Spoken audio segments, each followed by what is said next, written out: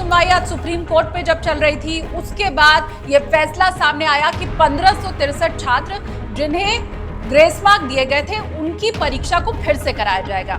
ये बताया गया कि 1563 छात्र की परीक्षा होगी, 30 जून के पहले पहले उनके नतीजे आ जाएंगे और फिर वो काउंसलिंग में शामिल होंगे।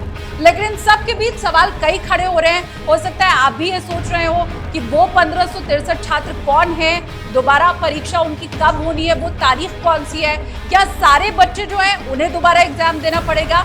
ये जो सारे सवाल आपके मन में चल रहे हैं, उसका हम जवाब देने की कोशिश करते हैं। 5 बड़े सवाल जिसका जवाब लोकल 18 की टीम आपको देने वाली है। और उसमें जो सबसे पहला सवाल फिलहाल बच्चों के मन के, उनके अभिभावकों के मन में चल रहा है, वो ये है, सभी को क्या दोबारा नीट की परीक्षा देनी होगी? जवाब इसका है नहीं। 1563 छात्र थे जो कि कोर्ट गए थे और वहां जाकर उन्होंने अर्जी लगाई थी कि एग्जाम में उन्हें कम समय मिला है, तो इन्हीं छात्रों का अब दोबारा एग्जाम किया जाएगा। मतलब जितने परीक्षार्थी थे, जितने अंक उन्हें मिले हैं, उनके 10 के 10 रहने वाले हैं। मात्र 1563 छात्र, उन्हीं का री एग्जाम होगा जिन्होंने ये क्लेम किया था कोर्ट में अंदर जाकर बाकायदा कि उन्हें एग्जाम में कम समय मिला है और ग्रेस मार्क उन्हें दिया जाना चाहिए। सिर्फ वही बच्चे हैं जिन्हें दोबारा एग्जाम देना होगा, बाकी के परिणाम का कोई प्रभाव नहीं पड़ने वाला है। उन्हें न एग्जाम दिया जाएगा, न उनके नंबर बदले जाएंगे।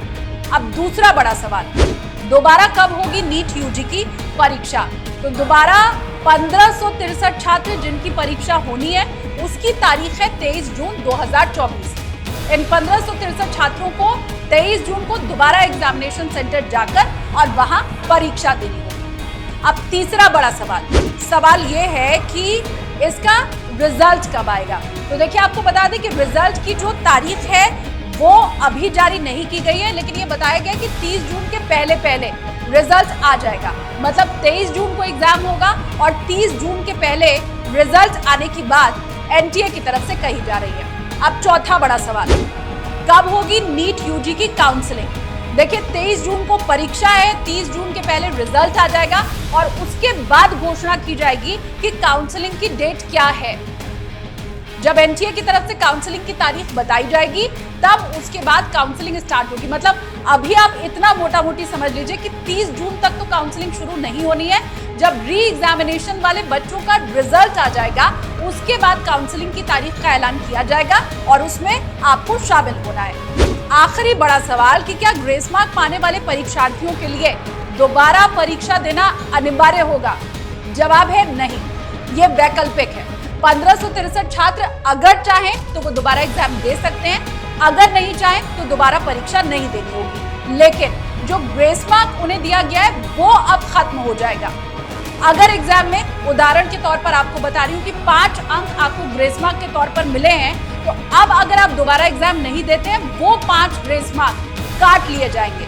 लेकिन एग्जाम देना है या नहीं देना है, ये उन 1563 छात्रों की मर्जी पर डिपेंड करेगा। मतलब ये वैकल्पिक है, वो चाहे तो दोबारा एग्जाम दे, चाहे तो एग्जाम ना दे। लेकिन इतना जरूर है कि जो ग्रेस मार्क हैं, अब वो काउंट नहीं होंगे। तो इस तरह से ये 5 बड़े सवाल जो आपके मन में उठ रहे होंगे आज के फैसले के बाद, उसका जवाब हमने आपको दिया। अब अगली सुनवाई इस पूरे मामले की 8 जुलाई को होनी है और उस वक्त हम देखेंगे कि कोर्ट के अंदर क्या जरा होती है और उसके ऊपर अदालत का क्या फैसला आता है।